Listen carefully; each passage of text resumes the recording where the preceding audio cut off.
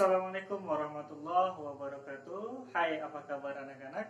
Hari ini kita akan belajar mata pelajaran IPS, di mana dalam mata pelajaran IPS ini kita masuk di bab pertama. Di bab pertama ini, materi yang akan kita pelajari yaitu ketergantungan antar ruang dan interaksi antar ruang dalam lingkup Indonesia. Di materi bab 1 ini, ketergantungan dan interaksi antar ruang dalam lingkungan Indonesia memiliki 6 subtema. Tema yang pertama yaitu konektivitas antar ruang dan waktu. Kemudian tema yang kedua, kondisi geografis Indonesia.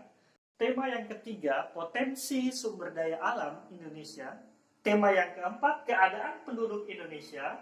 Tema yang kelima, keadaan alam Indonesia. Dan tema yang keenam, yaitu dampak interaksi antar ruang.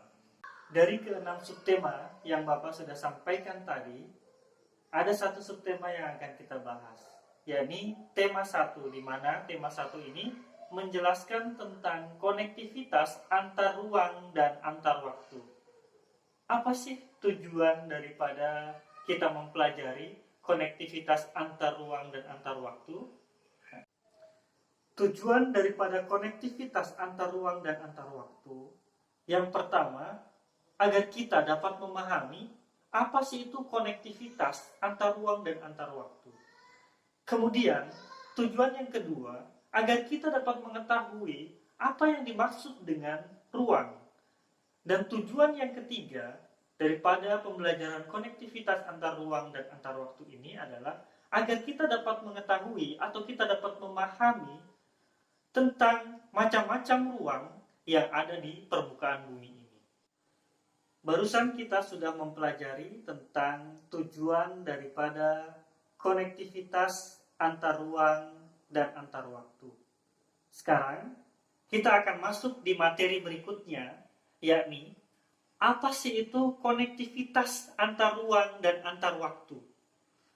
Sebelum kita masuk lebih dalam lagi tentang materi konektivitas antar ruang dan antar waktu, mari kita ketahui dulu apa sih itu konektivitas? Anak-anak, perhatikan gambar berikut.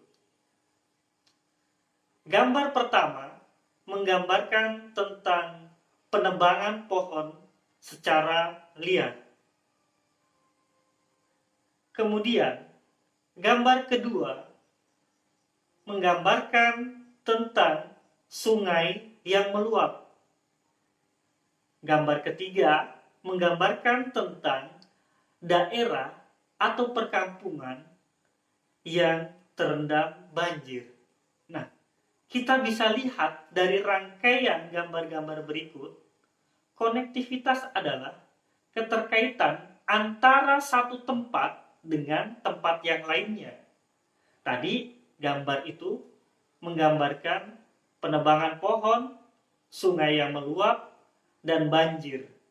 Ketika pohon-pohon yang ada di gunung ditebang secara liar tanpa ada reboisasi lagi atau penanaman ulang, maka hujan turun tidak bisa teresap secara maksimal. Dia langsung mengalir ke sungai, sehingga kapasitas air yang turun melalui air hujan itu meluap hingga ke sungai.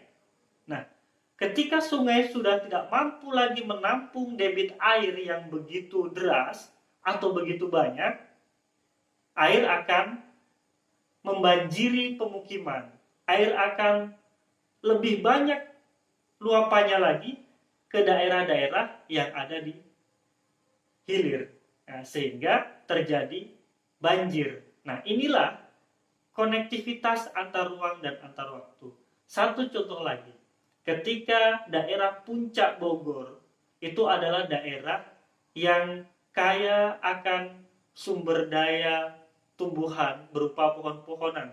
Tetapi sekarang daerah Puncak Bogor sudah banyak tempat-tempat yang didirikan villa atau perumahan, sehingga pohon-pohon ditebang.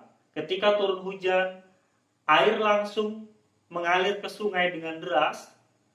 Sungai meluap sehingga sampai ke Jakarta Ketika musim hujan di Jakarta, kita lihat sekarang fenomena yang terjadi, Jakarta menjadi banjir yang tidak terkendalikan lagi. Itulah salah satu contoh yang terjadi akibat konektivitas antar ruang dan antar waktu. Kalian bisa mengetahui lagi beberapa macam contoh-contoh, atau kalian bisa mencari lagi contoh-contoh yang lainnya yang terdapat di daerah kalian. Kalian sudah pahamkan tentang yang dimaksud dengan konektivitas. Sekarang kita melangkah ke pembahasan berikutnya, yaitu tentang ruang. Di sini akan tertampil juga beberapa gambar yang berkaitan dengan ruang. Silakan kalian lihat gambar berikut. Gambar pertama menggambarkan tentang ruang pedesaan dan perkotaan, di mana tempat manusia tinggal. Kemudian, gambar kedua menggambarkan tentang binatang atau mamalia, di mana gambar ini menggambarkan hutan, tempat binatang tinggal. Gambar ketiga menggambarkan tentang ikan. Ikan di sini hidup di air. Air ini adalah ruang di mana tempat ikan tinggal. Kemudian, gambar keempat menggambarkan tentang burung yang terbang di angkasa. Ternyata, angkasa juga termasuk dalam kategori ruang. Kita lihat lagi gambar yang terakhir di sini menggambarkan bumi. Bumi adalah tempat di mana semua makhluk hidup tinggal. Bumi meliputi ruang yang besar di mana kita, tumbuhan, binatang itu tinggal. Jadi, ruang dapat diartikan sebagai tempat yang ada di permukaan bumi, baik secara keseluruhan maupun hanya sebagian yang ada di permukaan bumi yang ditempati atau ditinggali oleh makhluk hidup. Nah, itu pengertian daripada ruang. Mudah-mudahan dari penjelasan ini tentang ruang kalian bisa paham dan kalian bisa mengerti apa itu ruang. Setelah kita mempelajari materi tentang konektivitas, ruang, dan sekarang kita akan masuk ke pembahasan berikutnya, yaitu tentang waktu. Nah, waktu di sini kita bisa artikan, waktu adalah masa atau periode yang terjadi pada kehidupan semua yang ada di atas permukaan bumi. Semua yang ada di atas permukaan bumi. Kita lihat tabel tentang waktu berikut. Tabel pertama di situ menggambarkan tentang tanggal dan bulan. Tanggal dan bulan kita ketahui itu masuk kategori waktu. Kemudian tabel berikutnya menuliskan tentang bulan bumi bagian utara. Dan kolom berikutnya menggambarkan belahan bumi bagian selatan. Nah, dari belahan bumi bagian utara dan belahan bumi bagian selatan di sini memiliki musim yang berbeda. Nah, waktu pada tanggal dan bulan ketika tanggal 22 Desember sampai dengan tanggal 21 Maret, belahan bumi bagian utara memiliki musim dingin, sedangkan belahan bumi bagian selatan memiliki musim panas. Begitupun seterusnya, tanggal-tanggal berikutnya akan terkoneksi dengan bumi bagian selatan dan bumi bagian utara. Nah, inilah yang dikategorikan sebagai waktu. Kemudian gambar berikutnya menggambarkan tentang siklus musim. Siklus musim bumi bagian utara, siklus musim bumi bagian selatan, musim dingin, musim kemarau, musim gugur, atau musim semi memiliki siklus di setiap bulannya atau setiap tahunnya. Kalau di Indonesia hanya memiliki 2 siklus musim, yaitu musim penghujan dan musim kemarau. Nah, itu selalu berganti setiap 6 bulan sekali. Nah, itu hanya di Indonesia atau di daerah Asia Tenggara memiliki 2 musim, musim hujan dan musim kemarau berganti setiap 6 bulan sekali. Demikianlah penjelasan tentang waktu. Dari pembahasan konektivitas, ruang, dan waktu. Nah, sekarang kita masuk di pembahasan inti atau pembahasan terakhir, yaitu tentang konektivitas antar ruang dan antar waktu. Sekarang silahkan kalian perhatikan gambar yang akan tertampil sebagai berikut. Gambar pertama menggambarkan tentang daerah pegunungan atau daerah perbukitan yang memiliki tanaman sayuran yang begitu segar dan subur.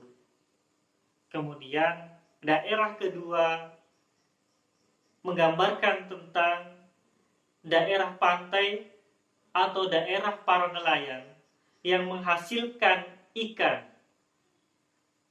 Bagaimana konektivitas ini terjadi antara daerah pegunungan dan daerah pantai? Kita ambil contoh.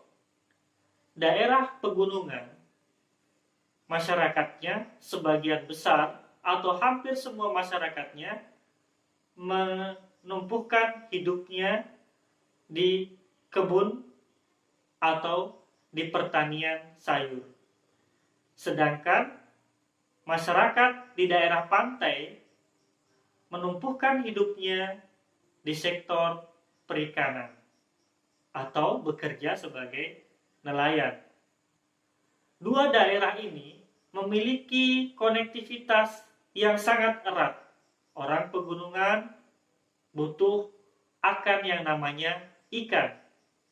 Sedangkan orang yang ada atau yang hidup di pantai, di pesisir, pastikan mereka juga butuh akan sayuran.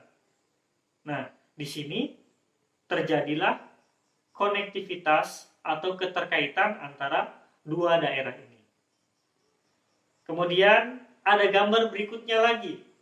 Gambar di sini tadi Bapak sudah jelaskan di awal penjelasan materi tentang konektivitas. Gambar pertama menggambarkan tentang daerah hutan yang pohonnya ditebang. Gambar kedua menggambarkan tentang air sungai yang meluap. Dan gambar ketiga menggambarkan tentang daerah Jakarta yang kebanjiran. Nah, jadi kita bisa artikan bahwasanya konektivitas adalah atau konektivitas antar ruang dan antar waktu adalah keterkaitan atau hubungan suatu tempat dalam masa periode yang terjadi pada semua kehidupan di atas permukaan bumi. Demikian tadi penjelasan tentang konektivitas antar ruang dan antar waktu. Mudah-mudahan dari penjelasan materi ini kita bisa memahami apa yang dimaksud dengan konektivitas antar ruang dan antar waktu. Sebelum Ustadz menutup pembelajaran ini, satu pesan dari Ustadz, yaitu jaga alam kita agar nantinya kita bisa menikmati alam kita dengan baik. Wassalamualaikum warahmatullahi wabarakatuh.